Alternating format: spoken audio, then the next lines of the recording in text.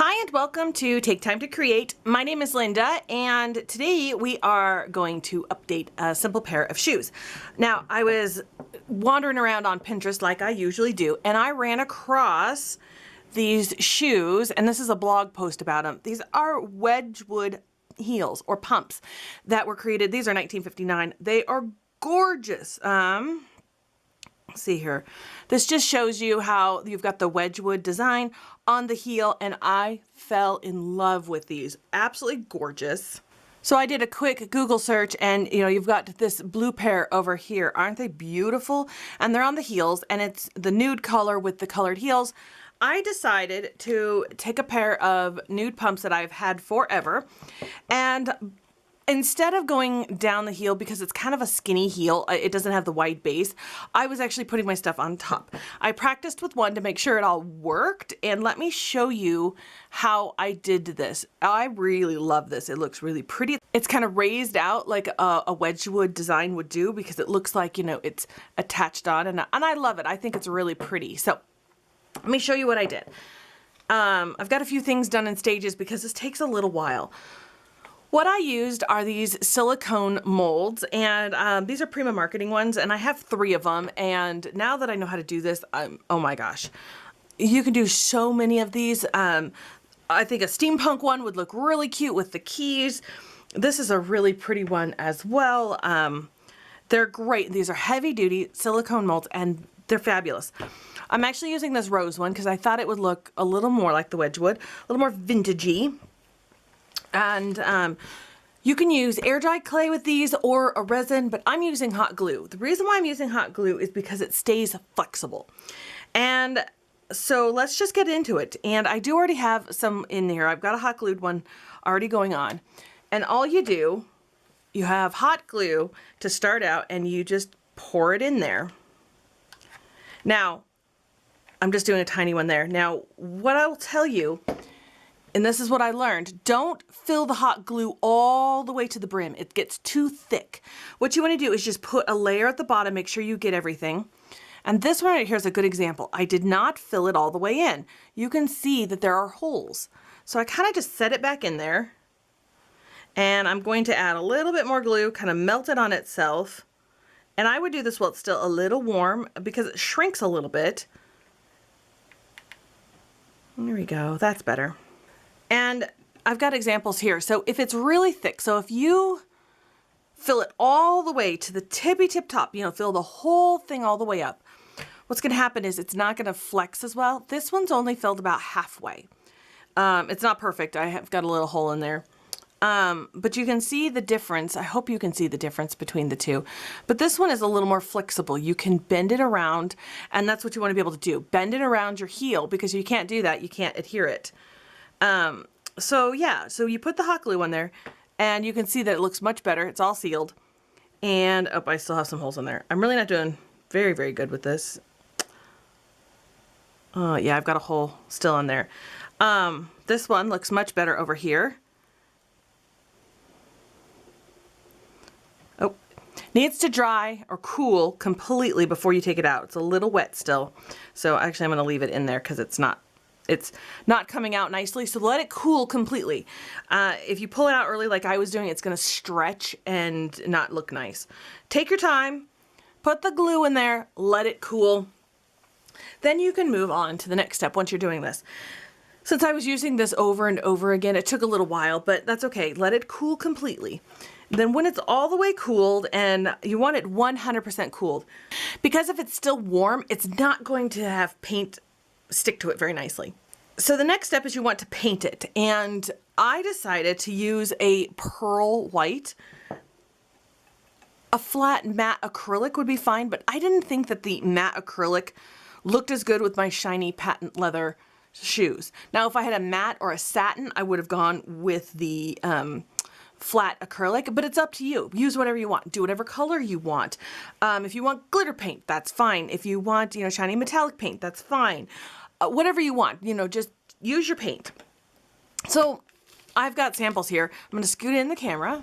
All right, so we're all zoomed in, and it's hard to see it on that, so sorry about that. There we go. I don't know if that's any better, but let me switch it to the blue on the map. All right.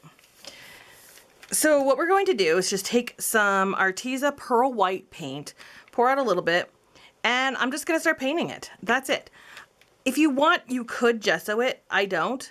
Now it looks kind of blue, but all you're doing, oh, I still have blue paint. Oh, I did not wash that brush very well. Don't do that. Oh boy, I have found a brush that needs, needs to be washed a little better, had a little blue on it. So we're gonna ignore that. We're gonna go over here on this side. The good thing this is just a sample. And you just paint it. That's it. You wanna paint all sides, and there you go. Done. That's what it looks like. Okay, now the first layer, it looks a little terrible. I actually put 3 layers on. And I've got it on a white tile here, but maybe I can show you. So layer 1 looks like this. It's okay, not great. And then we have layer 2, which is a little better. Then we have layer 3, and I really like it when I got to layer 3. I think it looked the best. It's the most opaque with it, and I still have that metallic. Now, if you want to use gesso, that works just fine. Let me show you what that does. I have another, pulled out a different sample. You also want to make sure all the little strings are gone first before you do that, before you paint. Because if you're dealing with the strings like I'm dealing with right here, you just paint over it and it makes a mess, and nobody likes that. So, but if you want to gesso over first, that'll give you that nice base. And I think it does look really good. I might recommend that. You don't have to, but if you want to get, you know, an even better base, then I would definitely gesso. Up to you. Okay, that's that step. Let's move on. Now, I also use these molds, and what I'll do is I'll use hot glue, and I will just make a mold, and I'll fill it up and make sure it looks good, and I'll just leave them, and I will put them in my mixed media art supply, so I have them on hand. And if they're done with hot glue, then you know, it's ready to go. If you want to do air dry clay or a resin as well, but I just like to have them prepped, and then I paint them to match whatever I'm doing. So that's a good way to have these on hand if you want to do any of those. I don't really know what resin to use, but I think you can. You'll have to Google that, but I just stick with hot glue because that's what I know, and that's easy for me. Okay, so now it's time to put this on our shoe. Oh, so cute. So cute. I've had these shoes for just about forever. I got these at Payless when Payless was still a store. So it's been a while. But I do love them. So once everything is dry, and now it's time to adhere it onto your shoe. So what I did is I took the ones I'd finished, and I lost them on my table. Ah, here they are.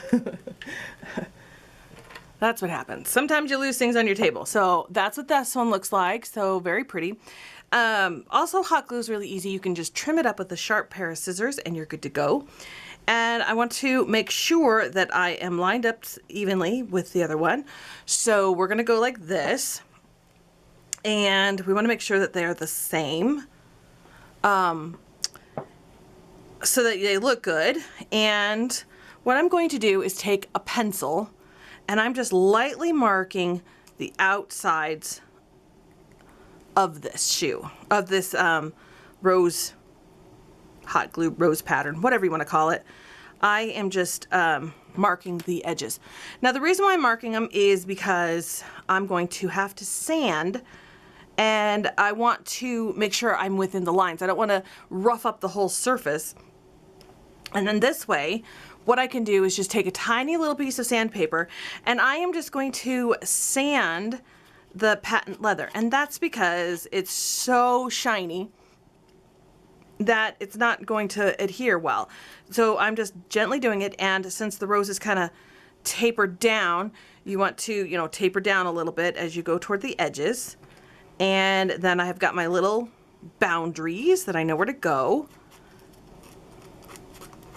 Just like this. It's not a complicated project. It just takes a little bit of time, and that's all. Okay, so we've got this little guy here, and he ends here. And then I've got 2 roses that I put on the side. And so what I did is I had the roses kind of go like this, just like this. And I'm going to mark the boundaries of the roses as well.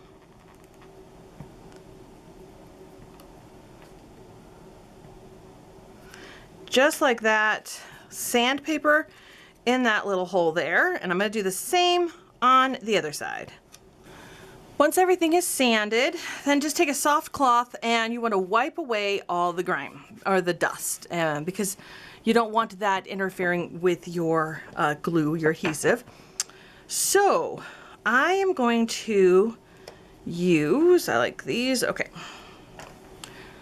So I'm going to use E6000. Now I'm pretty sure this is going to hold. E6000 holds everything and it's pretty dang amazing. I'm pretty sure it's gonna hold. Now, I have not worn these, so that's gonna be an experiment, and I think it's gonna do just fine. If not, you can always reattach it with something else. Lots of choices out there, but like I said, I'm pretty sure the E6000 will hold. It holds everything else. I use it for everything, so I'm gonna go with that. I also have blue painter's tape. And you're going to want to use this because we're going to tape it all up. So pull off a piece because we're going to start up a little bit and then we're going to add a lot of tape at the very end. Okay, so we just put E6000 all over, all on the edges, all the way around. Put a good amount. You know how to do this. Not too much where it's globbing out everywhere, but enough to adhere it. All right, so we're going to put it down like this, just right there. And I'm using the seam and I kind of line that up with the middle of the rose. And I am just going to put a piece of tape down right in the middle, just to kind of hold it there. All right, so I'm gonna put a little bit more on the edge, not much, and a tiny bit more over here because I see that I didn't go all the way to the edge. I'm gonna take more tape. And I'm just going to tape the edges, and what I'm going to do is tape it down, and it's going to kind of pop up. So you have to kind of finagle with it. It gets a little bit fussy at this stage because we're trying to bend it around the shoe.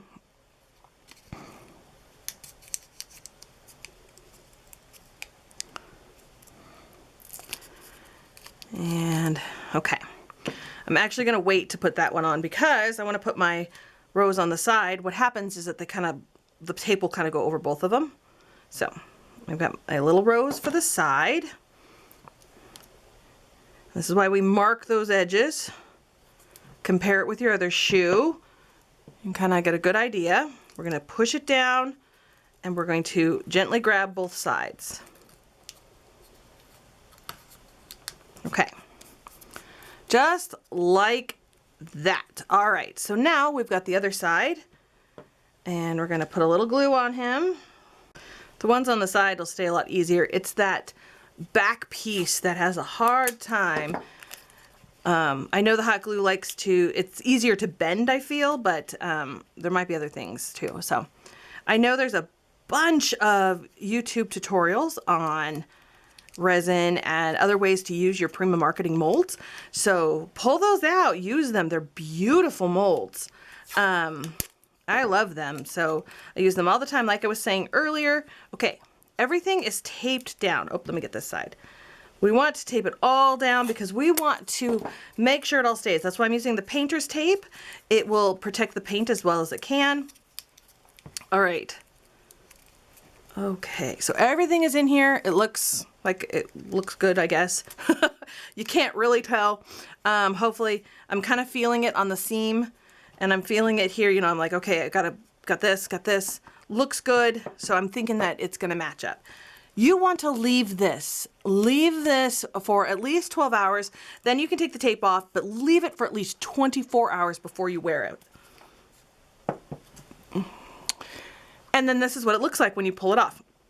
Now you might find some glue on the edge. Just take a little X-Acto knife and maybe scrape it away. Kind of peel off the little strings if there are any. But overall it looks really good. If you find that there's any spots of paint that came up, just touch it up. You'll be fine with that, but it looks really good and it's ready to go. Once it's fully cured, 100%, you can wear these out and about. So there we go. We made our own vintage Wedgwood dupe shoes, or inspired by Wedgwood pumps. I don't think you can find them anymore. Even on eBay, I think they're pretty rare. So if you have a pair, good on you. That's really cool. They're beautiful. So, and if you see something vintage on Pinterest, don't be afraid to try it out, and don't be afraid to try it out with updated tools and or motifs or any of that kind of stuff. So there we go. That is the shoe. Very easy, and I can't wait to see you guys try this out as well. Thank you so much for watching. Please give this video a thumbs up, subscribe to my channel, and hit that notification bell so you know when I post new videos. Watch my Instagram. I have an Instagram and I have a Facebook as well, and a blog. And I'll probably showcase these shoes on my Instagram, so take a look out for those so you can see them in action. Thanks again for watching, and I will see you guys next time.